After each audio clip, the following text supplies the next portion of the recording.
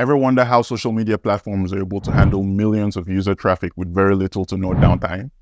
Here's how they do it. At any point in time, the number of users using a high-traffic web app like Facebook or TikTok are in the thousands, if not millions. All the backend API calls the users are making are definitely not going to a single server. It wouldn't be able to handle the sheer amount of load.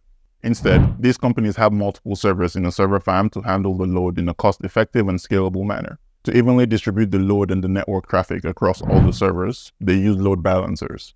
The clients send their requests to the load balancers, then the load balancers connect with the servers via private IPs to distribute the request. There are two primary approaches to how load balancers distribute requests. There is dynamic load balancing and static load balancing. Dynamic load balancing uses algorithms that take into account the current state of each server and distribute traffic accordingly. Some of the most popular algorithms used here are list connection, which sends a request to the server with the list connection, and weighted response time, which sends a request to a server chosen using a combination of the number of connections and the fastest response time. Static load balancing distributes the traffic without making any adjustments. The popular algorithms used here are round robin, where requests are distributed in a rotation, or weighted round robin, where an admin can assign weight to servers capable of handling more traffic.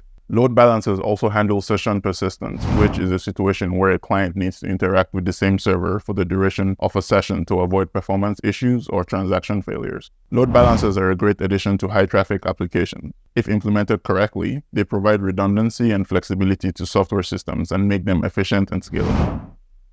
Follow more calls for more programming content like this.